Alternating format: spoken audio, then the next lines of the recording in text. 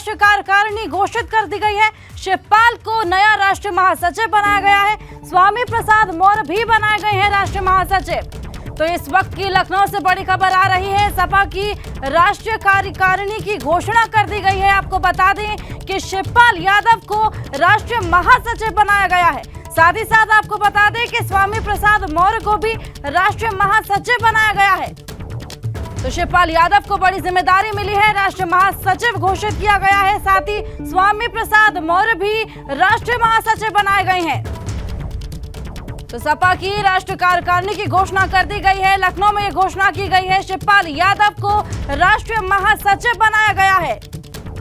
साथ ही साथ आपको बता दें, स्वामी प्रसाद मौर्य को भी जगह मिली है राष्ट्रीय महासचिव की, उनको भी जिम्मेदारी मिली है। तो लखनऊ से इस वक्त की बड़ी खबर है, सपा की राष्ट्रीय कार्यकारिणी की घोषणा कर दी गई है। शिवपाल यादव को बहुत बड़ी जिम्मेदारी मिली है, राष्ट्रीय महासचिव उनको घोषित किया गया है। साथ ही स्वामी प्रसाद मौर्य को भी राष्ट्रीय महासचिव का दर्जा दिया गया है। तो आपको बता दें कि अभी हाल ही में सपा की राष्ट्रीय कार्यकारिणी की घोषणा की गई है, जिसमें शिवपाल यादव को राष्ट्रीय महासचिव बनाया गया है। स्वामी प्रसाद मौर्य को भी राष्ट्रीय महासचिव बनाया गया है।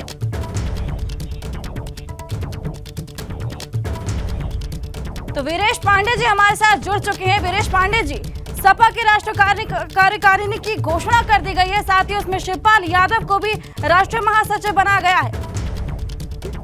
शिवपाल यादव को क्या बनाया जाएगा? शिवपाल यादव विपक्ष के नेता बनेंगे, शिवपाल यादव प्रदेश अध्यक्ष बनेंगे, शिवपाल यादव राष्ट्रीय महासचिव बनेंगे। जब से शिवपाल और अखिलेश की एकता हुई है, इस पर लेकर लगातार कयास लगाए जा रहे थे, लेकिन उस पर विराम लग चुका। राष्ट्रीय महासचिव बना दिए गए शिवपाल यादव और पार्टी में उनका पुनर्वास हो गया। पार्टी में समायोजित करने के बाद अखिलेश यादव ने कहा था कि उनको बड़ी जिम्मेदारी दी जाएगी। बड़ी जिम्मेदारी दे दी गई है, राष्ट्रीय महासचिव बना दिए गए हैं, राष्ट्रीय राजनीति में जाएंगे।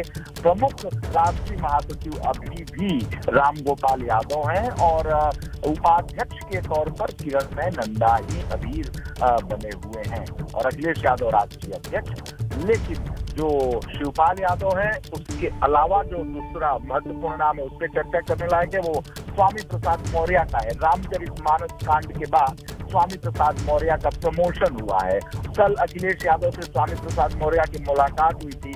उस मुलाकात के बाद से अखिलेश यादव मंदिर गए थे। मंदिर के बाद से उनका भाषण हुआ था, बाइट हुई थी, उनकी स्पीच हुई थी और उसके बाद से उन्होंने तमाम तरह के आरोप प्रत्यारोप, विरोध हुआ था, उसको लगाया। आज रामचरितमानस की प्रतियां स्वामी प्रसाद मौर्य के समर्थकों ने जलाई लखनऊ में, प्रदेश की राजधानी में, और लिस्ट आती है स्वामी प्रसाद मौर्य राष्ट्रीय महासचिव के तौर पर पदोन्नत किए जाते हैं, उनका प्रमोशन किया जाता है। और फिर दो ऐसे नाम हैं जिनका जिक्र करना चाहिए कि चुनाव से पहले समाजवादी पार्टी में शामिल हुए बसपा के पूर्व दो कद्दावर नेता राम अचल नागवल और लालजी वर्मा को भी राष्ट्रीय महासचिव बनाया गया है। आजम खां के नाम का जिक्र होना चाहिए। तमाम झंझावातों के बाद एक बार फिर राष्ट्रीय महासचिव के तौर पर काबिज है आजम खां। और एक और बसपाई, हालांकि वो राष्ट्रीय महासचिव पहले भी रह चुके थे, पूर्व बसपाई और पूर्व कैबिनेट मंत्री इंद्रजीत सरोज को भी बनाया गया। रामजी लाल सुमन को एक बार फिर सम्मान दिया गया है, राष्ट्रीय महासचिव बनाया गया है। रामजी लाल सुमन आगरा से ताल्लुक रखते हैं, समाजवादी पार्टी के दलित चेहरे, समाजवादी पार्टी के संस्थापकों में उनका नाम है। और हरेंद्र मलिक को, जी हाँ, हरेंद्र मलिक को राष्ट्रीय महासचिव बनाया गया है। मलिक जो है कांग्रेस से आए थे और उन्हें एक बड़ा पद दिया गया है। कमाल अख्तर को राष्ट्रीय सचिव और जया बच्चन को सदस्य के रूप में बनाया गया है। जया बच्चन राम गोविंद चौधरी और मुंबई के प्रदेश अध्यक्ष विधायक अबू हसन आजमी सदस्य बनाए गए हैं। चंद्रपाल सिंह यादव कल जो झांसी से ताल्लुक रखते हैं, कल एबीपी गंगा के शो में भी थे, उन्हें भी सदस्य बनाया गया है। और जावेद अली खान जो राज्यसभा के सदस्य हैं, उन्हें सदस्य बनाया गया है। बड़ी लंबी लिस्ट है। जो नाम की हम बात करें तो राजीव राय राष्ट्रीय सचिव बनाए गए हैं। राजीव राय जो पार्टी के राष्ट्रीय प्रवक्ता हैं, उनको राष्ट्रीय सचिव बनाया गया है। राष्ट्रीय सचिव में कमाल अख्तर पूर्व मंत्री जो समाजवादी पार्टी में अखिलेश यादव के जमाने में रहे, उन्हें राष्ट्रीय सचिव बनाया गया है। मधु गुप्ता, डॉक्टर मधु गुप्ता को राष्ट्रीय सचिव बनाया गया है। जो एंटनी जो केरला से आते हैं, उन्हें राष्ट्रीय महासचिव बनाया गया है। श्री नीरज चौधरी को भी राष्ट्रीय महासचिव बनाया गया और सुदीप रंजन सेन राष्ट्रीय कोषाध्यक्ष बनाए गए हैं। सुदीप रंजन सेन। तो बलराम यादव जो आजमगढ़ से पूर्व कैबिनेट मंत्री, उन्हें भी राष्ट्रीय महासचिव बनाया गया है। अवधेश प्रसाद जो विधायक हैं, उन्हें भी राष्ट्रीय महासचिव बनाया गया है। लेकिन जो नाम है जिक्र करने लायक, उसमें जो खबर है वो शिवपाल यादव को लेकर है। शिवपाल यादव राष्ट्रीय महासचिव बनाए गए हैं। एक जो कयास था, जो संभावनाएं थी, जो बातें हो रही थी कि अभी अखिलेश यादव ने उन्हें सम्मान क्यों नहीं दिया, मैनपुरी का रिजल्ट निकल गया, कहीं उनके साथ कुछ हो तो न जाए, कहीं फिर उनके साथ तमाम तरह के उनके जो समर्थक थे कयास लगा रहे थे। जो पॉलिटिकल पंडित हैं वो भी कयास लगा रहे थे, कवायद कर रहे थे कि आखिर क्या होगा, राष्ट्रीय महासचिव बनाएंगे, बहुत सारी बातें थी। लेकिन ये जो लिस्ट है उसमें शिवपाल यादव का नाम एक बड़ा नाम है और बड़ी जिम्मेदारी उनको दी गई राष्ट्रीय महासचिव। बड़ी जिम्मेदारी मैं इसलिए कह रहा हूं कि अखिलेश यादव ने उनके समावेश के बाद, उनके साथ समझौते के बाद, परिवार की एका के बाद ये कहा था कि क्या है और बड़ी जिम्मेदारी दी जाएगी। लेकिन बड़ी जिम्मेदारी दी गई है। अभी भी राम गोपाल यादव राष्ट्रीय प्रमुख महासचिव हैं और लिस्ट में तीसरे नंबर पे, जैसा पहले की लिस्ट जब कार्यकारिणी की थी उसमें भी वो तीसरे नंबर पे थे। और पहले भी राष्ट्रीय उपाध्यक्ष के तौर पर किरणमय नंदा जो बंगाल से आते हैं और बंगाल में मंत्री भी रहे हैं, किरणमय नंदा राष्ट्रीय उपाध्यक्ष अभी भी बने हुए हैं और अखिलेश यादव राष्ट्रीय अध्यक्ष उनकी टीम है। तो ये पूरी टीम लिस्ट जारी हो गई है। स्वामी प्रसाद मौर्य का प्रमोशन हो गया रामचरितमानस कांड के बाद और लालजी वर्मा और रामअचल राजभर को राष्ट्रीय महासचिव की जिम्मेदारी दे दी गई है। एक जो दूसरे राजभर बिरादरी के जो थे रमाशंकर विद्यार्थी राजभर पूर्व सांसद, उनको हटाकर रामअचल राजभर को राष्ट्रीय महासचिव बनाया गया है। राजभर राजनीति और ओम प्रकाश राजभर से जो गठबंधन टूटा है उसके बाद की ये सारी लिस्ट है, इसको से भी समझा जाना चाहिए। चलिए, बहुत शुक्रिया आपका तमाम जानकारी के लिए। विवेक त्रिपाठी हमारे सहयोगी हमारे साथ जुड़ गए हैं लखनऊ से, उनके साथ बात करते हैं। विवेक, स्वामी प्रसाद मौर्य विवादों में घिरे हैं और उसी के बीच उनका प्रमोशन कितना वाजिब है? देखिए, सबसे ज़रूरी बात यह है कि स्वामी प्रसाद मौर्य ने बहुत माइलेज दे दिया है समाजवादी पार्टी को रामचरितमानस विवाद के बाद। निश्चित तौर पर समाजवादी पार्टी जिस वोट बैंक को टारगेट कर रही थी, स्वामी प्रसाद मौर्य ने सीधा निशाने पर तीर मारा है और भाजपा में खलबली मचा दी है। इसलिए प्रदेश अध्यक्ष वो बनना चाहते थे। इसके पहले जब इनका नाम उछला था, जब विवाद में आए, तब ये एबीपी गंगा ने सबसे पहले खुलासा किया था कि स्वामी प्रसाद मौर्य प्रदेश अध्यक्ष की कुर्सी मांग रहे थे। हालांकि बाहर से आए किसी भी व्यक्ति को प्रदेश अध्यक्ष जैसा महत्वपूर्ण पद सौंपने के लिए बड़े नेता तैयार नहीं थे। उसके बाद यह तय था कि स्वामी प्रसाद मौर्य को राष्ट्रीय महासचिव बनाया जाएगा और आज जो सूची जारी हुई है उसमें स्वामी प्रसाद मौर्य शामिल हैं। और जिस तरह से उन्होंने रामचरितमानस का विवाद जो पैदा किया, पिछले 4 से 5 दिनों से लगातार ये विवाद जारी है, माइलेज मिल रही है सपा को। और उनका वोट बैंक आप देखेंगे, अगर जो लिस्ट जारी हुई है संगठन की, उसमें 14 लोगों को राष्ट्रीय महासचिव बनाया गया है। उसमें बसपा के भी लोग हैं और खासकर अगर सभी नामों को देखेंगे तो सभी पिछड़े या अति पिछड़े वर्ग से आते हैं। एक क्रिश्चियन जे एंटोनी भी उसमें शामिल है। इतने सारे लोगों को इतनी बड़ी महत्वपूर्ण राष्ट्रीय स्तर की जिम्मेदारी सौंपकर अखिलेश यादव ने तय कर दिया है कि वो किस वोट बैंक को टारगेट कर रहे हैं और स्वामी प्रसाद मौर्य उनका सबसे बड़ा हथियार इस समय है और उनको प्रमोशन दिया गया है। जैसा कि हमारे ब्यूरो चीफ वीरेश पांडे जी ने बताया कि उनको प्रमोशन दिया गया है और जो माइलेज वो सपा को लगातार दे रहे हैं, ये उनकी तरक्की है। और इस बात से निश्चित तौर पर जो समाजवादी पार्टी के कई चेहरे हैं जिन पर स्वामी प्रसाद मौर्य ने कल अखिलेश यादव से मुलाकात के बाद अप्रत्यक्ष रूप से हमला बोला था, उनको थोड़ा सा डाउन फील हो रहा होगा। ज़रूर वो कुछ महसूस कर रहे होंगे ऐसा कि स्वामी प्रसाद मौर्य को उनके ऊपर रख दिया गया है। लेकिन जिस वोट बैंक को अखिलेश यादव या समाजवादी पार्टी टारगेट कर रही है, हासिल करने की कोशिश कर रही है। कहा जाता है कि ओबीसी वोट बैंक जो सबसे बड़ा वोट बैंक है, किसी की भी सरकार बना सकता है या बिगाड़ सकता है, उसको लेकर स्वामी प्रसाद मौर्य को राष्ट्रीय महासचिव बनाना एक सही फैसला है। अगर इसको राजनीतिक तौर पर देखें, रणनीतिक तौर पर देखें तो समाजवादी पार्टी का ये सही फैसला है। राष्ट्रीय उपाध्यक्ष एक ही है, किरणमय नंदा, पहले भी वो थे राष्ट्रीय उपाध्यक्ष और अभी भी हैं।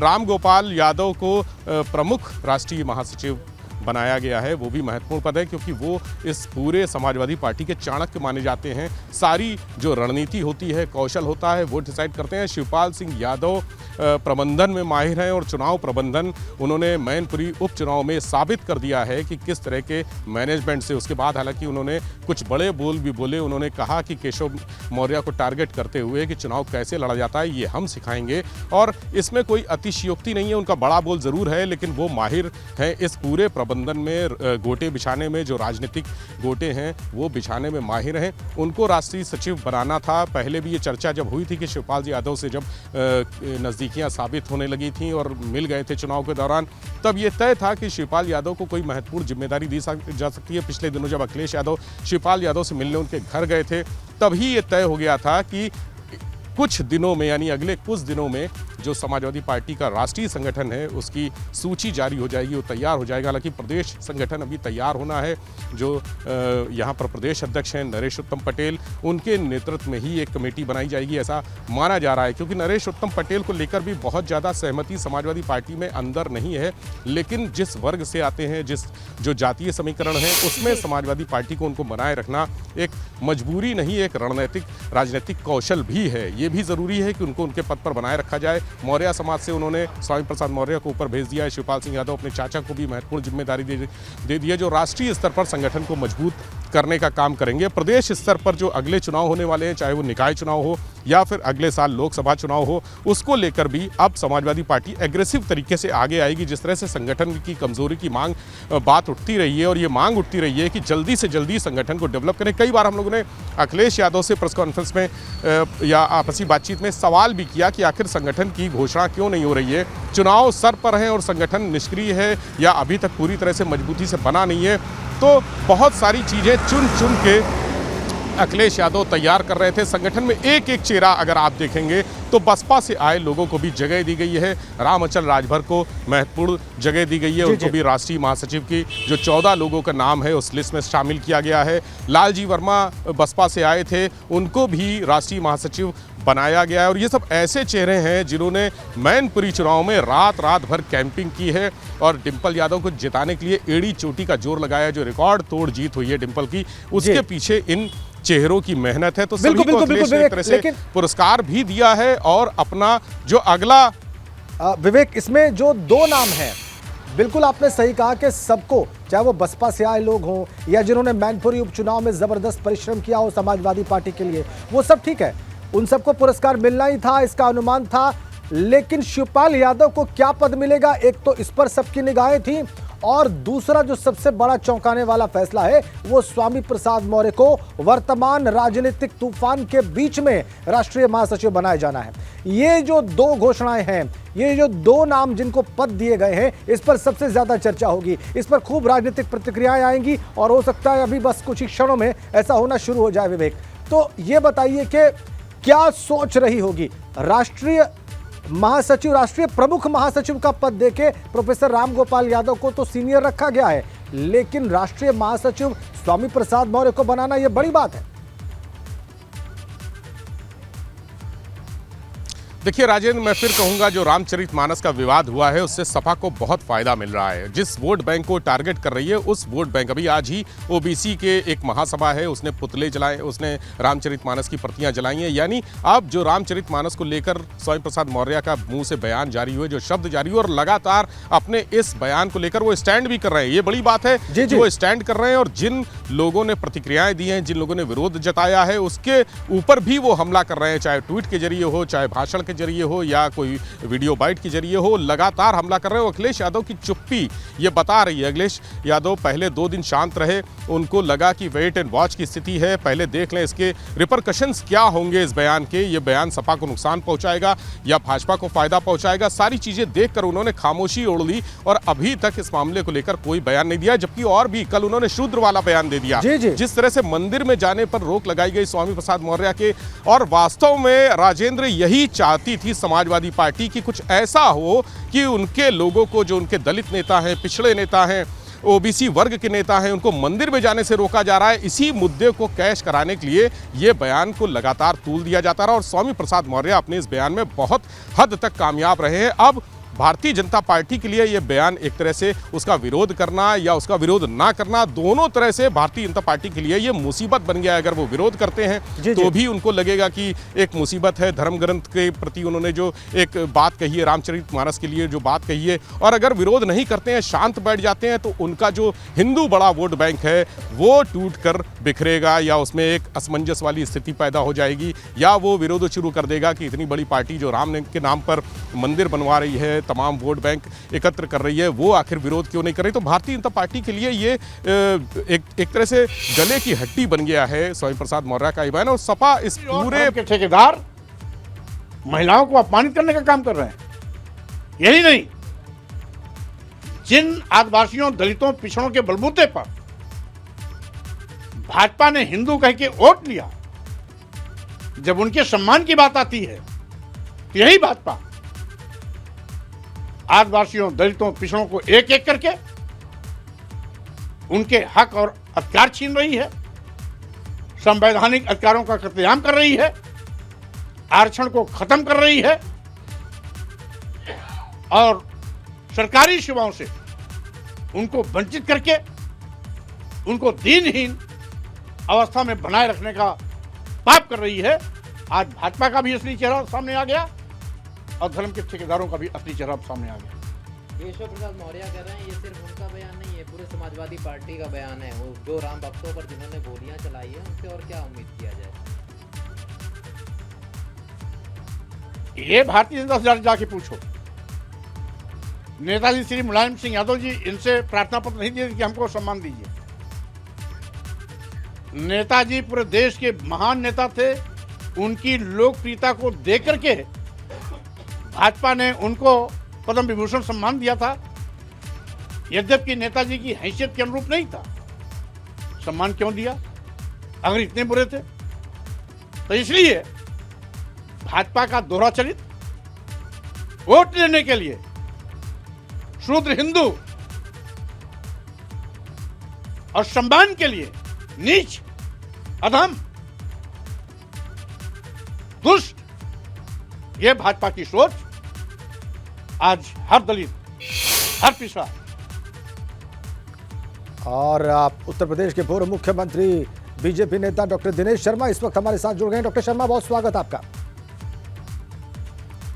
शर्मा जी, आपको मेरी आवाज मिल रही है?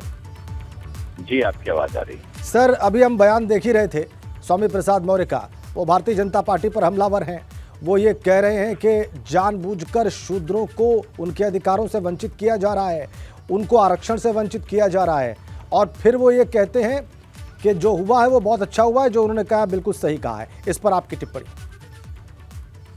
देखिए, आज सबसे ज्यादा बड़ा दर्द विपक्ष का है। मैं किसी नेता की उस पर टिप्पणी नहीं करूंगा। विपक्ष का सबसे बड़ा दर्द क्या है कि आज आदिवासी महिला को देश की राष्ट्रपति भारतीय जनता पार्टी ने बनाया, और आज जिनको पिछड़ा लोग कह के संबोधित करते हैं, हालांकि प्रधानमंत्री जी ने कभी अपने को ऐसा नहीं कहा, वो आज देश के प्रधानमंत्री हैं पिछड़े वर्ग से। और आज अगर आप देखें तो मैक्सिमम जो पिछड़े वर्ग के लोग हैं, चाहे उनका प्रमोशन का मसला रहा हो, चाहे उनको उचित नौकरियां दिलाने का रहा हो, पिछड़ों का, अनुसूचित का, वो सारा कुछ भारतीय जनता पार्टी ने किया है। और इसका हल क्या हुआ, आप गुजरात के परिणाम में विपक्ष ने देखा है कि 86% सीटें जो है बीजेपी को मिली हैं, और उनमें 70% सीटें अगर वहाँ अनुसूचित जाति, जनजाति और आदिवासी क्षेत्र की मिली हैं। तो ये विपक्ष का दर्द है और विपक्ष की घबराहट है। वो किसी भी तरीके से एट एनी कास्ट वो समाज में विग्रह पैदा करके, जो भारतीय जनता पार्टी के नेतृत्व में जो अनुसूचित का, दलित का, पिछड़ों का, आदिवासियों का जो समन्वय हुआ है, जो जाति का विभेद था वो खत्म हुआ है जी।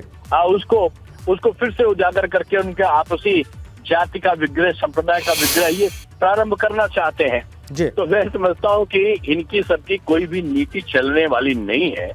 हाँ, आज एक बात तो जाहिर है, देखिए कोई किसी को पद देता है ये उसके दल का अधिकार है, और कोई पद पाता है वो बधाई का पात्र है। मैं सबको बधाई देता हूँ जो भी किसी पद पर कोई आसीन हुआ है। लेकिन इस बात से एक बात तो सिद्ध होती है कि जो रामचरितमानस के बारे में अपशब्द और अपमानजनक शब्द बोले गए हैं, शब्दों का दुष्प्रचार किया गया, जो कि उसका अर्थ ऐसा है ही नहीं। सबरी के बेल से लेके आदिवासियों को एकत्रित करने का वर्णन, यानी समाज के रीछ बानर भालू अनुसूचित को एकत्रित करने का जो संदेश रामचरितमानस में है वो कहीं नहीं है, यानी उनको सशक्त करने का भाव है।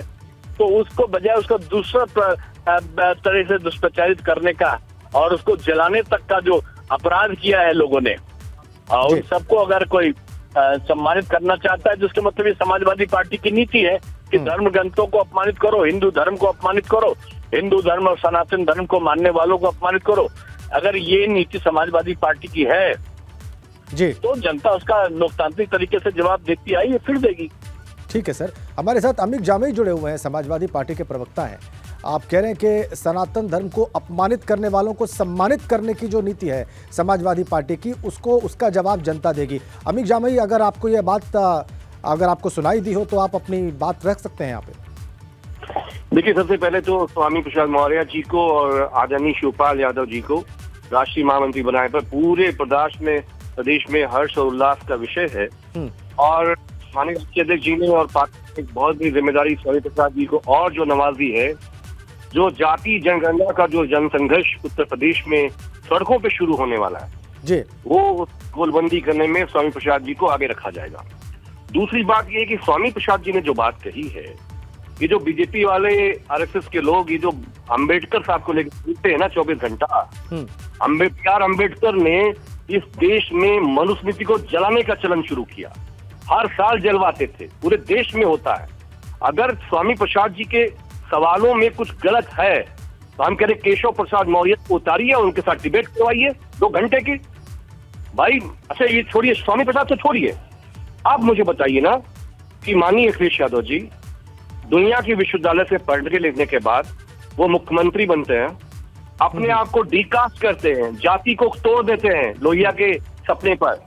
लेकिन हमारे पूर्व सीएम का मकान गंगा जल से गौमूत्र से धुलवाया जाता है। हमको बर्दाश्त होगा? पिछड़ों को, दलितों को बर्दाश्त कैसे होगा? इनको वोट चाहिए, बीजेपी को वोट चाहिए, वोट चाहिए आदिवासियों को, दलितों को, पिछड़ों का। लेकिन अगर कोई सवाल करेंगे, इनके सीने पे सांप रेंगता है। हम कह रहे हैं उतारिए डिबेट के लिए केशव मौर्य को। केशव प्रसाद मौर्य की ही मांग क्यों कर रहे हैं आप? केशव मौर्य के सवालों का जवाब दे। मेरा सवाल अगर आपने सुना हो, आप इस डिबेट में केशव प्रसाद मौर्य की ही मांग क्यों कर रहे हैं? मैं कह रहा हूं कि ये जिनको आगे रखकर अपने आप को पिछड़ा पार्टी बोलते हैं ना, पिछड़ों का दर्द है। अखिलेश जी का घर गंगा जल से धुलवाएंगे। अच्छा अमित जामई, एक चीज बताइए, आप बहुत साफ बात कही। आइए अब ईमानदारी से बात करते हैं। अमित जामई साहब, आपकी बात आ गई, जो आप कहना चाह रहे हैं वो हमारे दर्शकों ने सुना है। अब चूंकि पार्टी ने स्वामी प्रसाद मौर्य को रामचरितमानस के इस विवाद के बीच में, उनके बयान से खड़े हुए विवाद के बीच में राष्ट्रीय महासचिव जैसा बड़ा पद दे दिया है, तो ये माना जाए ना कि आप सभी और पार्टी उनके बयान के साथ हैं।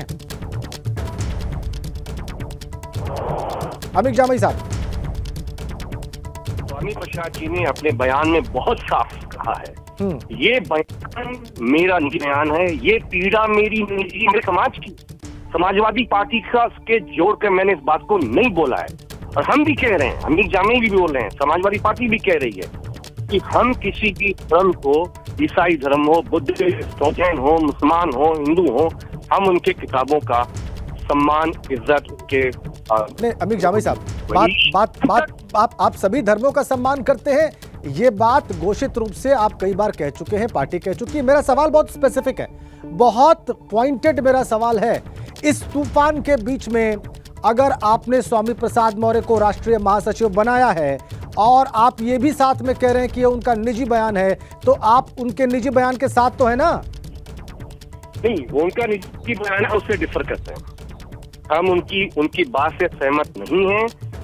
इवन हम तब भी सहमत नहीं है कि जब अखिलेश जी को भी ये लोग शुद्ध समझते हैं। कल क्या हुआ महायज्ञ में? महायज्ञ में वो क्यों नहीं जा सकते? ओबीसी हैं इसलिए। मैं हाईलाइट कर दूं, मैं अंडरलाइन कर दूं, अमीर जामी साहब आप कह रहे हैं कि हम उनके बयान से सहमत नहीं हैं। हम सहमत नहीं हैं, हम इंडोर्स नहीं करते हैं, हम उसको सपोर्ट नहीं करते हैं, लेकिन साथ में सवाल हम ये पूछना चाहते हैं, आप भी जरा अगर आप ठीक है अमित जामी साहब आपकी बात आ गई, हमारे दर्शकों ने देखा कि आपने क्या कहा है इस विषय पर, आपकी सारी टिप्पणियां हमने देखी और सुनी है। बहुत धन्यवाद हमसे बातचीत करने के लिए। समाजवादी पार्टी के प्रवक्ता अमित जामी कह रहे हैं कि वो अभी भी कह रहे हैं कि पार्टी उनको उनके बयान से सहमत नहीं है, उनका निजी बयान मानती है, लेकिन साथ में दूसरे विषय भी उन्होंने रखे। विवेक त्रिपाठी के पास वापस चलते हैं। विवेक का बिल्कुल ऐसा लगता है जो आप कह रहे हैं कि बिल्कुल सही है, एक रणनीति के तहत यहाँ पर उनका निजी बयान बताया गया स्वामी प्रसाद मौर्य का, और ठीक उसी वक्त जब ये विवाद चरम पर है, जब ये शोले बिल्कुल आसमान की तरफ उठ रहे हैं, जब रोज इस पर बहस हो रही है और स्वामी प्रसाद मौर्य रोज एक नए आक्रमण के साथ सामने आते हैं, उनको उपहार दिया गया है राष्ट्रीय महासचिव बनाकर। ऐसा लगता है बिल्कुल कि ये एक तयशुदा रणनीति पर काम किया जा रहा है। विवेक। बिल्कुल राजेंद्र, आपको याद होगा जब स्वामी प्रसाद मौर्य का ये बयान आया था, उसके बाद रात में ही सारे प्रवक्ताओं को मना कर दिया गया था, सारे नेताओं को मना कर दिया गया था इस मामले पर कोई प्रतिक्रिया नहीं देंगे। अखिलेश यादव ने सबको स्ट्रिक्टली कह दिया था कि इस मुद्दे पर कोई प्रतिक्रिया नहीं देंगे, वेट एंड वॉच, देखेंगे कि ये मामला किस दिशा में जा रहा है और उसका फायदा और नुकसान कितना हो रहा है पार्टी को। ये इस आकलन के बाद 2 दिन तक आकलन किया गया और स्वामी प्रसाद मौर्य लगातार, चाहे सोशल मीडिया के जरिए हो, चाहे एबीपी गंगा में उन्होंने बाइट दी, बयान दिया अपना, लगातार अपने बयान पर कायम रहे और लोगों ने इस बीच माफ़ी मांगने की बात कही, तमाम उनके समाजवादी पार्टी के कई लोगों ने माफ़ी मांगने की बात कही, लेकिन वो अपने बयान पर अडिग रहे क्योंकि समाजवादी पार्टी को ये बयान फ़ायदा पहुँचा रहा था। और अच्छी तरह से अखिलेश यादव ने इस पूरे गणित को समझा, जो राजनीतिक गणित था, जो जातीय समीकरण थे जिस पर यह बोला गया था, उसके पूरे गणित को समझने के बाद अखिलेश यादव का चुप्पी उन्होंने कल तोड़ी दोपहर में, जब वहां पर मंदिर में गए थे, पीताम्बरा हवन हो रहा था वहां उनको कुछ लोगों ने काले झंडे दिखाए, घेरने की कोशिश की, नारेबाजी की। उसके बाद अखिलेश ने इस अपनी चुप्पी को तोड़ा और उन्होंने कहा कि भाजपा के लिए तो शूद्र हम हैं, भाजपा हमको शूद्र समझती है। अब आप समझिए कि ये जाति वाला बयान, रामचरित्र वाला बयान और जातीय समीकरण ये कितनी आगे तक पहुंच चुके हैं कि अखिलेश यादव को कहना पड़ा कि हम शूद्र हैं भाजपा के लिए। उनको ये बात कहनी पड़ी कि वो हमें मंदिर में जाने से रोक रहे हैं। और यही समाजवादी पार्टी चाहती थी कि ऐसा एक विवाद पैदा हो जाए जिसको इतनी हाइप दे दी जाए। देखिए 4-5 दिन लगातार ये मुद्दा चल रहा है और भाजपा और सपा दोनों के बीच में रस्साकशी सी चल रही है। 4-5 दिन से लगातार ऐसी स्थितियां चल रही हैं कि रोज इस मामले को लेकर कोई ना कोई ट्वीट आता है, चाहे वो भाजपा के प्रदेश अध्यक्ष का हो या फिर स्वामी प्रसाद मौर्य का हो। समाजवादी पार्टी की तरफ से भी ट्वीट किए जाते हैं और लगातार ट्विटर पर युद्ध छिड़ा हुआ है। तो यहाँ जमीन पर भी नेताओं की आपस में तनातनी छिड़ी हुई है, जो बयानबाजी है वो भी चल रही है। यानी ये मुद्दा दोनों पार्टियां नहीं चाहती हैं किसी भी तरह से इसको छोड़ा जाए, हाथ से निकल जाए। दोनों पार्टियां चाहती हैं, समाजवादी पार्टी और भाजपा जो प्रमुख पार्टियां हैं, दोनों, एक सत्ता पक्ष है तो एक विपक्ष है, दोनों चाहती हैं कि ज्यादा से ज्यादा इस मामले को कैश करा लिया जाए। समाजवादी पार्टी ने बड़े सोच समझ के, मुझे जो अंदाजा लग रहा, विवेक इसमें थोड़ा और विस्तार में समझना पड़ेगा। इसका दूसरा पक्ष भी हमारे दर्शकों को बताना होगा और हम लगातार बता भी रहे हैं। ये मुद्दा जब से प्रकाश में आया है, इसके सारे पहलू हम लगातार दर्शकों के सामने रख रहे हैं। आपको याद होगा विवेक के तमाम जो सवर्ण सांसद हैं समाजवादी पार्टी के, उसके बारे में खबर आई कि उन्होंने अखिलेश यादव को फोन करके या किसी माध्यम से अपनी आपत्ति, अपनी नाराजगी जाहिर की थी स्वामी प्रसाद मौर्य के बयान पर, और ऐसे 2 दर्जन विधायकों की बात सामने आई थी। लेकिन यह माना जाए कि अखिलेश यादव ने उन सबकी नाराजगी को दरकिनार कर दिया और स्वामी प्रसाद मौर्य को इतना बड़ा पद दे दिया दल में। देखिए राजेंद्र, दिल्ली से लेकर लखनऊ तक ये बयान सबके बीच में, सारे जो पॉलिटिक्स में इस समय एक्टिव हैं या राजनीति को समझ रहे हैं, जान रहे हैं, उनके लिए ये बयान चर्चा का विषय है और ये पूरा मुद्दा चर्चा का विषय है, पूरा प्रकरण ही चर्चा का विषय है। सब इसमें इंटरेस्ट ले रहे हैं और ये चूंकि समाजवादी पार्टी का जो वोट बैंक है, ओबीसी वोट बैंक, पिछड़ा वोट बैंक, दलित वोट बैंक, उस वोट बैंक को टारगेट करने के लिए ये बयान, इस बयान को हवा देना और इस आग को हवा देना जरूरी है समाजवादी पार्टी के लिए। और एक देखिए, अभी सुबह मैंने एक चीज देखी कि किस तरह से विवेक आपसे चर्चा को आगे बढ़ाएंगे, अभी रोक रहे हैं आपको इसलिए क्योंकि कन्नौज से बीजेपी सांसद सुब्रत पाठक साहब हमारे साथ जुड़ गए हैं। पाठक जी, स्वागत है आपका एबीपी गंगा। जी धन्यवाद। पाठक साहब, आपको खबर मिल गई होगी कि स्वामी प्रसाद मौर्य समाजवादी पार्टी के राष्ट्रीय महासचिव नियुक्त किए गए हैं और शिवपाल यादव भी राष्ट्रीय महासचिव बनाए गए हैं। तो सबसे पहले स्वामी प्रसाद मौर्य के नए पद पर मैं आपकी टिप्पणी चाहता हूँ। नहीं, देखो, पद कोई हो, पद तो पार्टी के सिस्टम के आधार पर मिलता है। स्वामी प्रसाद को तो बिल्कुल इसके लिए लगाया गया है किसी प्रकार से हिंदुओं में विभाजन करो। दरअसल समाजवादी पार्टी 2022 का चुनाव हारने के बाद इनकी माली हालत खराब है। 2024 में चुनाव लड़ने के लिए इस्लामिक कट्टरपंथी एजेंटों से इनका संपर्क हुआ है। मोटा पैसा 2024 का बड़ी बात आप कह रहे हैं, मैं अंडरलाइन कर दूं सर, इस शर्त पर इनको दिया गया है। आप बड़ी बात कह रहे हैं, ये हिंदुओं में विभाजन करें जी। और नहीं तो अगर सामाजिक न्याय की बात करनी होती तो चूंकि कुरान की आयत में लिखा हुआ है कि जो इस्लाम को नहीं मानता वो काफिर है और जो काफिर है उसको मारना हमारा धार्मिक अधिकार है।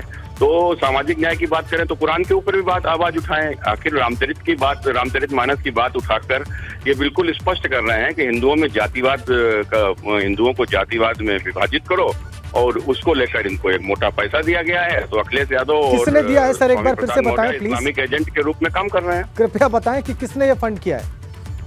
ये इस्लामिक कट्टरपंथी मुल्लों ने, वो तो तमाम लोग, उसकी जांच होनी चाहिए, सब चीजें समझ के निकल कर आएंगी।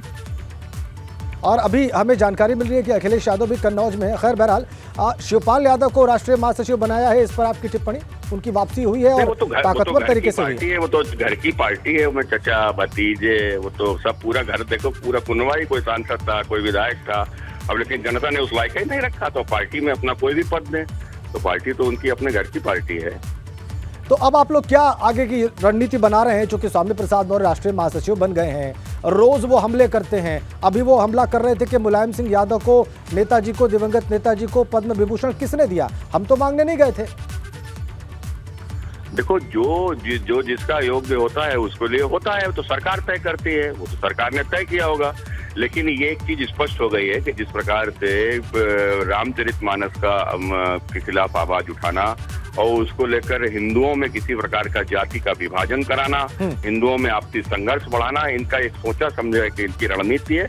और जो इस्लामिक कट्टरपंथी मुल्लों के कारण से ये लोग ऐसा कर रहे हैं, उसको लेकर मोटा पैसा लिया है। हमारे साथ समाजवादी पार्टी के प्रवक्ता जुड़ गए हैं, पाठक साहब, और दोनों लोग इस्लामिक एजेंट हैं। आप बहुत बड़ा बयान दे रहे हैं। हमारे साथ मनोज काका जुड़े हुए हैं, वो आपकी सारी बात को सुन रहे हैं। मनोज काका, आपका भी स्वागत है। सुब्रत पाठक साहब सांसद हैं उस कन्नौज से जहां से समाजवादी पार्टी का बड़ा वोटर बेस रहा है, हम सब जानते हैं क्या इतिहास रहा है। पाठक जी कह रहे हैं कि इस्लामिक कट्टरपंथी संगठन समाजवादी पार्टी को फंड कर रहे हैं और रामचरितमानस को जानबूझकर अपमानित किया जा रहा है हिंदुओं को बांटने के लिए। मनोज काका,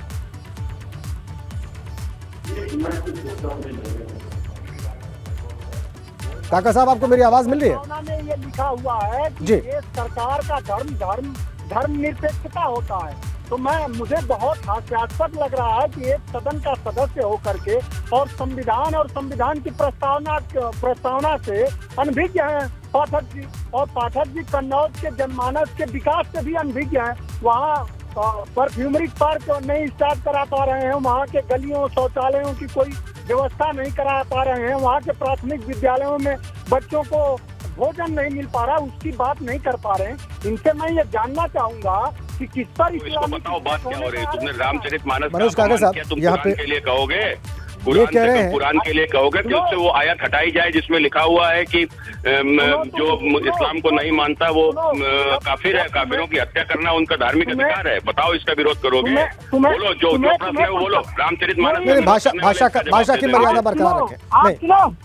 एक सांसद होकर तुम्हें भाषाई गरिमा नहीं पता है। तो रामचरितमानस का विरोध अगर समाजवादी पार्टी कर रही है तो कुरान का विरोध नहीं, एक दूसरे से आदर से बात की जाए, एक दूसरे से आदर से बात की जाए। जी काका जी, आप एक चुने हुए सांसद हो और बोलने की तुम्हें भाषाई मर्यादा नहीं पता है। हम चुने हुए सांसद हैं, हम इसीलिए चुनी हुई बात नहीं कर रहे हैं। आप किस तरह की भाषा का प्रयोग कर रहे हैं? अगर ठीक है, संविधान की प्रस्तावना आती है तो हम कह रहे हैं आप कुरान पर सवाल उठाइए, क्यों नहीं उठाते हो? आप क्यों नहीं सवाल हम उठाते हो? कह रहे हैं कि जिस धर्म में भी धर्मांधता होगी, जिस धर्म में भी दलित, अरे पिछड़े तो और बोलो ना वंचित यार, तबके बोलो ना, के- वही तो कह रहे हैं ना, वंचित बोलो तबके इस के- बात को कि वंचित कुरान में लिखा तबके हुआ के है। अगर- एक बात बहुत स्पष्ट कर दें, ये जो धार्मिक टिप्पणियां की जा रही हैं एबीपी गंगा का, इससे कोई मतलब नहीं है। और इस प्रकार की बात जो है बहुत संयम से रखी जाए। राजनीति नहीं करते। नहीं, बहुत संयम से एक दूसरे पर बात की जाए। घटिया स्तर की राजनीति करते हो, क्या बात कर रहे हो? अरे भैया, आप हम क्या बोल बात रहे हैं कर ना, रहे हो? तो मैं आप कह रहा हूं रामचरितमानस के ऊपर सवाल उठाओगे और हम लोग सुन लेंगे। रामचरितमानस नहीं, जहाँ भी जिस भी साहित्य अरे में या तो जिस बोलो रचना ना, फिर तो संसार कुरान के लिए में जहाँ भी तो दलित, साफ पिछड़े और लिखा है ना वंचित कुरान में, बोलो समाज फिर क्यों नहीं बोल रहे हो? क्या तो वंचित उसमें दम निकल समाज रही के है क्या? खिलाफ बात करी बाकी से जाएगी, निकल दिए जाओगे। उसके खिलाफ आवाज उठाई जाएगी। तुम्हें क्यों दर्द हो रहा है भाई? अरे ढोल दर्द हो रहा है, जवान रामचरितमानस के लिए सुनारी, कहोगे तो फिर सदन ठीक ताड़ना नहीं का- होगा। आदर से, मर्यादा के साथ बात की जाए। पड़ेगी। आदर और मर्यादा न त्यागी जाए, मर्यादा वरना इस चर्चा को समाप्त करना पड़ेगा। पुरुषोत्तम भगवान कृष्ण के नहीं, मनोज काका, असल में मनोज काका जी एक सवाल सुन लीजिए।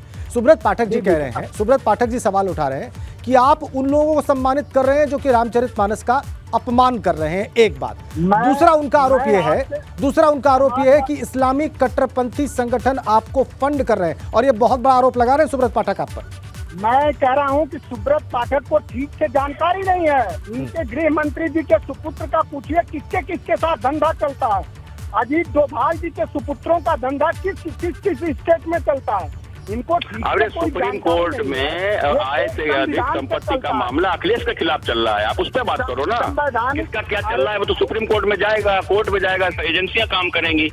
फिलहाल जो सुप्रीम कोर्ट ने अभी आय से अधिक संपत्ति के मामले में क्लोजर रिपोर्ट को खारिज कर दिया है, उस पर दोबारा सुनवाई हो रही है। पहले उसकी बात करो आप। इनका पैसा लगा, उनका पैसा लगा, हवा में बातें करोगे? चलिए ठीक है, नमस्कार। धन्यवाद पाठक जी। आप इस पर सवाल खड़ा कर पाओगे? मनोज काका, असल में बात ये हो रही है, और एसबीआई का ठीक पैसा है। दे रहे हो, इस पर सवाल खड़ा कर पाओगे? मनोज काका जी वो ये कह रहे हैं, लगातार की रहे हैं काका साहब। कंपनी के शेयर इस देश की पब्लिक सेक्टर की कंपनियां क्यों खरीद रही हैं? जवाब दे पाओगे? है तुम्हें आर्थिक जानकारी? इस देश की आर्थिक व्यवस्था कोलैप्स हो गई है, कौन जानकारी देगा? आप बताओ कि क्या विकास दर है आज देश में? जो देश मनोज काका जी, 55 ठीक है। लाख करोड़ रुपए था। सुब्रत पाठक जी ने आपकी बात सुन ली। 155 लाख करोड़ रुपया हो गया। कौन विकास है? कहाँ विकास है? काका साहब, अभी सुब्रत पाठक जी डिस्कनेक्ट हैं। अब ये सवाल मैं आपसे पूछ रहा हूं, हम सब पूछ रहे हैं आपसे कि जब रामचरितमानस पर विवाद का तूफान चरम पर है, उस बीच में स्वामी प्रसाद मौर्य जिनके बयान को आप लोगों ने उनका निजी बयान बताया, उस व्यक्ति को, उस नेता को अगर आप राष्ट्रीय महासचिव इतने बड़े दल का बनाते हैं जो कि उत्तर प्रदेश का प्रमुख विपक्षी दल है, जिसकी बड़ी जिम्मेदारी है, तो फिर इसका क्या अर्थ समझा जाए? देखिए, आपके माध्यम से और आपके चैनल के माध्यम से ये बात पूरे देश में जा रही है जी, और मैं बहुत जिम्मेदारी से ये कह रहा हूँ कि मर्यादा पुरुषोत्तम भगवान राम, लीला पुरुषोत्तम भगवान कृष्ण और किसी धर्म पर हमारा कोई सवाल नहीं है। लेकिन अगर किसी भी धर्म या किसी रचना संसार में दलित, वंचित और स्त्री के खिलाफ अगर कहीं कोई बात की गई है तो एक स्वस्थ लोकतंत्र में उस पर बहस होनी चाहिए। बहुत साफ है। और हमारे सरकारों का जो धर्म है, संविधान के प्रस्तावना के अनुसार वो धर्म निरपेक्षता का है। किसी सरकार का इस हिंदुस्तान के मतलब पार्टी को भी इस चौपाई से आपत्ति है काका साहब? ठीक है, चौपाई दोहा, हम कह रहे कबीर का भी बहुत सारा दोहा है। कबीर ने तो हिंदू को भी लताड़ा, मुस्लिम को भी लताड़ा, आपने भी सुना होगा। जी जी, बिल्कुल, और बिल्कुल। कई सारे दोहे अगर कहिए तो मैं सुना दूं। नहीं, बेशक आपकी बात सही है। कबीर के हुई। रेफरेंस में आप बिल्कुल सही बात बोल रहे हैं काका साहब। आप हमारे साथ बने रहिए। आपत्ति नहीं हुई। जी जी। अगर लेकिन आपने एक बात बहुत सफाई से रखी है काका साहब, और आपकी ईमानदारी को हम लोग अप्रिशिएट करेंगे। आपने कहा है कि पार्टी को भी आपत्ति है इस चौपाई से। अब तक ये बयान समाजवादी पार्टी या समाजवादी पार्टी के किसी आधिकारिक प्रवक्ता की तरफ से नहीं आया था, आपने स्पष्ट किया है, इसलिए आपका बहुत धन्यवाद। अब हम विवेक त्रिपाठी के पास चलें। काका साहब हमारे साथ जुड़े रहिए, आपसे विनती है, आपसे प्रार्थना है, हमारे साथ रहिए आप। विवेक त्रिपाठी चूंकि हमें रिपोर्ट कर रहे हैं इन नई अपॉइंटमेंट्स पर, एक बार उनसे बातचीत करना आवश्यक है। विवेक, देखिए, अमित जामई तो मना कर रहे थे, वो तो इनकार कर रहे थे कि नहीं ये उनका निजी बयान है, ये पार्टी का बयान नहीं है, लेकिन मनोज काका ईमानदारी से ये बात कह रहे हैं कि हमें किसी धर्म या धार्मिक पुस्तक से कोई दिक्कत नहीं है, उस अमुक चौपाई से दिक्कत है और उस पर लोकतंत्र में बहस होनी चाहिए। तो विवेक, इसका मतलब यही है, जैसा कि हम बात कर रहे थे, कि ये एक बिल्कुल प्लान्ड स्टेप था विवेक? बिल्कुल राजन, मैं हमेशा से इस बात को कह रहा हूं और समाजवादी पार्टी के नेताओं से भी जो मेरी बातें हुई, डिस्कशन हुई, उनका भी जो मर्म है, वो सार है, वो यही था कि इससे पार्टी को फायदा पहुंचेगा और इसीलिए पार्टी हो सकता है कि ये बयान जानबूझकर दिलाया गया हो स्वामी प्रसाद मौर्य से, या अगर एक्सीडेंटली भी उनके मुंह से ये बातें निकली हैं, जैसा मध्य प्रदेश में उन्होंने बिहार में मंत्री ने कहा इस बयान को लेकर, ऐसे ही कुछ बयान दिया था, उसका एक तरह से वहाँ पर जो परिणाम देखने को मिले, वहाँ पर जो रिजल्ट देखने को मिले, हालांकि बिहार में उस तरह के रिजल्ट नहीं है, लेकिन उत्तर प्रदेश में जो जातीय समीकरण है उससे समाजवादी पार्टी को लग रहा था कि अगर ऐसा कुछ बयान देते हैं तो वो तूल पकड़ेगा और उसको तूल पकड़ना चाहिए। अगर नहीं पकड़ेगा तो लगातार जिस तरह से स्वामी प्रसाद मौर्य ने क्या बसपा विधायक उमाशंकर पांडे इस वक्त आपके साथ हैं विवेक? बयान पर कायम रहे। जी बिल्कुल, देखिए मैं उमाशंकर सिंह जी के घर पर हूं और यहाँ पर अभी कुछ देर में वो आएंगे, नीचे आएंगे और बात करेंगे इस बात के लिए जो स्वामी प्रसाद मौर्य का बयान है या जो राष्ट्रीय कार्यकारिणी का लोग चर्चा है, वो भी यहाँ पर कुछ देर में पहुंचेंगे। अभी उनसे बात हुई है तो उनकी भी प्रतिक्रिया हम अपने दर्शकों को दिखाएंगे कि आखिर बहुजन समाज पार्टी इस मामले में क्या सोच रही है, उसका क्या स्टैंड है। ठीक है, हमारे साथ मनोज काका हैं, बिल्कुल जब वो आएंगे तो आप उनसे प्रश्न जरूर करिएगा और वो बातचीत हम दर्शकों को लाइव दिखाएंगे विवेक। लेकिन हमारे साथ मनोज काका हैं, समाजवादी पार्टी के प्रवक्ता हैं, हमसे बातचीत कर रहे हैं, पार्टी का पक्ष रख रहे हैं। काका साहब, आपको मेरी आवाज मिल रही है? जी जी बिल्कुल मिल रही है। काका साहब, हम देखेंगे कि उमाशंकर सिंह जब सामने आते हैं तो क्या प्रतिक्रिया देते हैं वो। लेकिन काका साहब, चूंकि आप एक वेल रेड प्रवक्ता हैं, आप पढ़ लिख कर बात करते हैं, गहराई से बातों को समझ के अपनी पार्टी का पक्ष रखते हैं, ये बात बीजेपी इस तरीके से सामने रख रही है कि रामचरितमानस का अपमान करने वालों को आप सम्मानित करते हैं, एक बात ये, और दूसरा आप हिंदू धर्म को जातियों में तोड़ना चाहते हैं और इसके अतिरिक्त आपके पास चुनावी जीत पाने का आप कोई रास्ता बचा नहीं। देखिए अवधेश जी, मैंने बहुत राजेंद्र देव, देखिए राजेंद्र भाई, बहुत सारी माफी चाहूंगा, बहुत स्पष्ट देव हमने कहा और हमारी पार्टी ये मानती है कि हम भारत के लोग भारत को एक संपूर्ण प्रभुत्व संपन्न धर्मनिरपेक्ष, ये बात समझिए, ये बात धर्मनिरपेक्षता की बात हमारे संविधान में लिखी गई है और हम सभी धर्मों का समान रूप से पालन करते हैं। हम सभी धर्मों के प्रति हमारे नेता का, राष्ट्रीय अध्यक्ष का समता का भाव होता है। लेकिन हम ये चाहते हैं कि जो भी व्यवस्था, देखिए वो एक साहित्य है, एक रचना है। हम कह रहे हैं शिव तांडव की जटाटवी गलत जलत प्रवाह पावित स्थले गले वलंब लंबितम भुजंग तुंग मल्लिकम दमट दमट दमट दमट मन निनाद डमरमयम चकार चंड तांडव सनोतु न शिव शिवम। तो उसका क्यों नहीं किसी ने विरोध किया? जहां भी अगर सही बात रखी गई हो, हमारे रचना संसार में, हमारे जैसे सती प्रथा एक थी, हमारे धर्म में थी, आप मान रहे हैं, राजा राम मोहन राय ने और तमाम हमारे जो समाज सुधारकों थे उनका विरोध किया, वो खत्म हुई। तो कहीं अगर कोई गलत बात, अगर कोई गलत संदर्भ लिया गया है दलित के, शूद्र के और महिला के बारे में, तो निश्चित रूप से एक स्वस्थ और प्रगतिशील समाज में उसका विरोध होना चाहिए और एक कोई अच्छी बात आनी चाहिए। और हमारा किसी धर्म से कोई विरोध नहीं, हिंदू धर्म को सबसे ज्यादा मानने वाले लोग हैं इस देश में और हम हिंदू धर्म को भी मानते हैं, हम दूसरे के धर्म को भी उतना ही सम्मान देते हैं, क्योंकि हम समाजवादियों का ये मानना है कि धर्म माँ की तरह होता है। अगर आप अपनी माँ का सम्मान कर रहे हैं तो आपको दूसरे की माँ का भी सम्मान करना पड़ेगा। अच्छा काका साहब, मैं एक बात तो आपको जोड़ दूं, आप कह रहे हैं कि धर्म माँ के समान होता है, बड़ी बात आप कह रहे हैं। शिवपाल यादव ने बात कही कि हम लोग भगवान राम और भगवान कृष्ण के मानने वाले लोग हैं और ये बात काका साहब आप भी जानते हैं। आप कह रहे हैं साहित्य है, लेकिन रामचरितमानस को बहुसंख्यक हिंदू धार्मिक ग्रंथ के तौर पर ही पढ़ते हैं। आप भले उसे साहित्य कह रहे हो, बहुत सारे विद्वान उसको साहित्य मानते हैं, ये भी सच है, लेकिन बहुसंख्यक हिंदू उसको धार्मिक ग्रंथ की तरह ही पढ़ते हैं और धार्मिक ग्रंथ में अगर कोई बात लिखी गई है तो उस पर टीका टिप्पणी को, उस धर्म पर टीका टिप्पणी आमतौर पर समझ लिया जाएगा। ये बात तो आपको माननी पड़ेगी। देखिए बहुत स्पष्ट है, आप जैसे प्रगतिशील समाज का जागरूक पत्रकार ये बात करें, बहुत स्पष्ट है। धर्म अलग है, कोई रचना अलग है। हम उसके सारे चौपाई को, सारे उसके मानस का तो विरोध कर नहीं रहे हैं।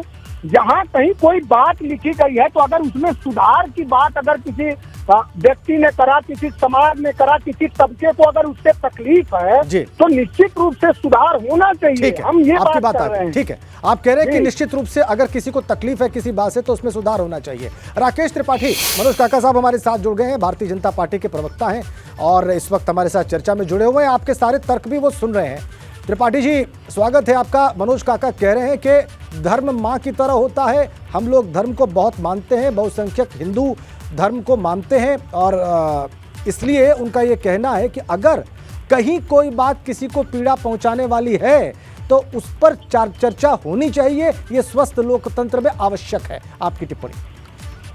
मैं मानता हूं कि कुछ बातों को चर्चा से परे रखना चाहिए। धर्म तर्कों से नहीं चलता है, धर्म आस्था से चलता है और उसके बावजूद हिंदू में बहुत तर्क वितर्क की गुंजाइश रही है, हमेशा हुए हैं। इन सारी गुंजाइशों के बाद रामचरितमानस को सर्वधर्म सबने स्वीकार किया है। इतनी बड़ी करोड़ों की संख्या में लोग उसे मानते हैं, उसे गाते हैं, उसमें रम जाते हैं और जिनका आज ये प्रयोग करने का प्रयास लगातार किया जा रहा है, चाहे वो बिहार में आरजेडी के द्वारा किया जा रहा हो या यूपी में सपा के द्वारा किया जा रहा हो, ये कि कोई सामान्य व्यक्तियों के द्वारा कही गई बातें नहीं है। किसी सामान्य व्यक्ति के मन में रामचरितमानस को लेकर के सवाल नहीं आ रहे हैं। ये सवाल पॉलिटिकल तौर पर एक एजेंडे के तहत रखे जा रहे हैं कि उत्तर प्रदेश में जो जातीय संघर्ष, जो सांप्रदायिक उन्माद की घटनाएं योगी आदित्यनाथ जी ने रोक देने का काम किया है, उसको कैसे फिर से उभारा जा सके, कैसे विकास की संस्थानों में सिर्फ एक जात के लोगों को स्थापित करके रोकेंगे राकेश बाबू? मनोज भाई, अभी आपको पूरा अवसर मिलेगा रिस्पॉन्ड करने का। मनोज भाई, राजभर जितारा यादव काका जी अपना अधिकार मांग दिया तो आपको तकलीफ हो रही है। पूरा अवसर मनोज काका जी, पूरा अवसर आपको रिस्पॉन्स का मिलेगा। समाज के लोगों को बनाएंगे मनोज काका जी, पूरा अवसर मिलेगा आपको। समाज के लोगों को बनाएंगे और सारा समाज का आप झंडा बरदार बनेंगे। इनको अपनी बात पूरी करने दें मनोज भाई, पूरा अवसर आपको मिलेगा रिस्पॉन्स देने का। सारे समाज की शैक्षणिक भागीदारी क्यों नहीं तय कर पा रहे? मनोज काका भाई, इनको तय कर पा रहे हैं? अरे मेरी बात सुनिए। प्रोफेसर की भर्ती हो रही है तो उसमें कुशवाहा की भी हो जाए, बिंद के भी हो जाए, पटेल की भी हो जाए, उसमें सिर्फ एक ही बिरादरी की क्या हो रही है? अच्छा ठीक है, एक मिनट उनको बात पूरी कर लेने दीजिए, ये विषय भी आप उठाइएगा। पूरा अवसर मिलेगा आपको मनोज काका जी, इस मंच पर आपको पूरा अवसर मिलेगा। सारा चमेरा वर्ग जागेगा और अपनी संख्या के हिसाब से अपनी भागीदारी तय करेगा। इसके लिए बहुत जरूरी है कि इस देश में जाके जनगणना हो। बहुत धन्यवाद देव भाई, मैं एक यात्रा में चल रहा हूँ। ठीक है, बहुत धन्यवाद आपका, आपने अपनी बात रखी है बीपी गंगा पर। बहुत धन्यवाद मनोज काका जी। एक बार राकेश त्रिपाठी को उनकी बात पूरी कर लेने देते हैं। त्रिपाठी जी, देखिए, समाजवादी पार्टी यही चाहती है कि संवाद न हो, यहाँ केवल विवाद हो और इसीलिए जानबूझ करके हल्ला बोल संस्कृति के तहत लोगों की आवाज दबा करके इस प्रकार के प्रयास किए जा रहे हैं, लेकिन ये प्रयास सफल नहीं होंगे। उत्तर प्रदेश में योगी आदित्यनाथ सरकार आने के बाद हमने जातीय संघर्ष और सांप्रदायिक उन्माद की घटनाओं को थाम दिया है, रोक दिया है, लेकिन ये प्रयास किया जा रहा है। स्वामी प्रसाद मौर्य के बयान के बाद जिस तरह से उनको पुरस्कृत किया गया है, प्रोत्साहित किया गया है, 2024 के चुनाव से पहले आपको कई टिप्पणियां अभी आने वाले दिनों में पुराणों पर भी सुनने को मिलेंगी, श्रीमद् भागवत पर भी सुनने को मिलेगी। ये प्रयोग किया जा रहा है कि कैसे हिंदुओं को विभाजित किया जा सके, कैसे सांप्रदायिक सौहार्द की भावना की जो आज वातावरण है उसको बिगाड़ा जा सके, कैसे ध्रुवीकरण किया जा सके,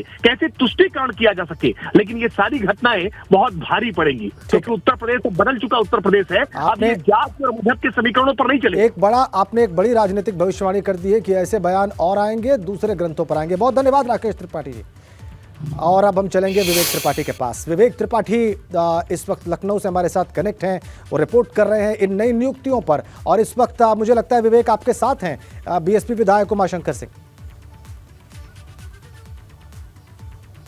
जी बिल्कुल राजेंद्र, उमाशंकर सिंह जी हमारे साथ में हैं और उन्हीं से पूछते हैं सर, समाजवादी पार्टी की राष्ट्रीय कार्यकारिणी की घोषणा हो गई, शिवपाल सिंह यादव को राष्ट्रीय महासचिव बनाया गया है। उसके अलावा सबसे बड़ा जो चौंकाने वाला नाम है स्वामी प्रसाद मौर्य जी का है। जिस तरह से रामचरितमानस का विवाद हुआ उसके बाद उनको क्या प्रमोशन दिया गया है? नहीं, देखिए, मैंने सूची देखी है और सूची देख करके तो पहले तो मुझे समाजवादी पार्टी पे हंसना आ रहा है। समाजवादी पार्टी ने जो अपनी राष्ट्रीय कार्यकारिणी की घोषणा की है उसमें मैं देख रहा हूं कि जो बहुजन समाज पार्टी से निकाले गए लोग हैं, यानी रिजेक्टेड लोग हैं, उनको वह अपनी पार्टी के मुख्य लाइन में, मुख्य कतार में बिठा रहे हैं। मान लीजिए, चाहे आप देख लीजिए, सारे लोग तो उसमें बहुजन समाज पार्टी के ही लोग हैं जो राष्ट्रीय महासचिव की सूची में आए हैं। तो पहले तो ये हो गया कि अब उनके पास उनकी अपनी पार्टी, खुद की पुरानी पार्टी है। माननीय मुलायम सिंह जी पार्टी की स्थापना बहुत दिनों से करके लेके आ रहे थे, और अब कोई, मुझे नहीं लगता कि अब उनके पास कोई उस पार्टी में ऐसा नेता बचा हो जिसको वह राष्ट्रीय कार्यकारिणी में लाए, सिवाय जो बसपा से रिजेक्टेड और निकाले गए लोग हैं। तो पहले तो इससे उस पार्टी के बारे में आकलन लगाया जा सकता है कि उस पार्टी का अब स्ट्रेंथ क्या रह गया है, वह पार्टी किसके बदौलत टिकी हुई है। दूसरी बात जो रह गई, जो आपका सवाल था माननीय स्वामी प्रसाद मौर्य जी के, जो इस समय बयान विवादों में है, तो मैंने पहले दिन भी, आपके कोई साथी आए थे, मैंने उनसे बताया कि भाई माननीय मौर्य जी से आज के तिथि में यह पूछ क्यों रहा है, इसकी ज़रूरत कहाँ से आ गई, यह बात अचानक उनके दिमाग में कहाँ से उत्पन्न हो गई। तो मुझे चूँकि विश्वस्त सूत्रों से या मैंने बहुत सोच से ऐसा पता चला कि यह एक भारतीय जनता पार्टी की एक सोची समझी स्ट्रेटजी है, जिस स्ट्रेटजी का इम्प्लीमेंट्स वह समाजवादी पार्टी के लोगों से करा रही है। आज हमारा जहां ध्यान हमको महंगाई पे होना चाहिए, जहां पे देश के तमाम ऐसे मुद्दे हैं जिस पे हम फोकस कर सकते हैं एज ए पोजीशन में रहते हुए, उस पर फोकस न करके, क्योंकि सबका ध्यान, हमारी पूरी मीडिया भी इधर बढ़ गई। ठीक है, उमाशंकर सिंह जी अन्य ध्यान हम जहां पे ले जाना चाहते हैं, वो ये कह रहे हैं कि बीजेपी एक स्ट्रेटेजी के तहत ऐसे बयान समाजवादी पार्टी के नेताओं से दिलवा रही है। ये बड़ा रोचक बात कही यहाँ पर उमाशंकर सिंह ने। बीएसपी के विधायक हैं, हमलावर तो हैं, लेकिन कह रहे हैं कि ये बीजेपी की स्ट्रेटेजी है।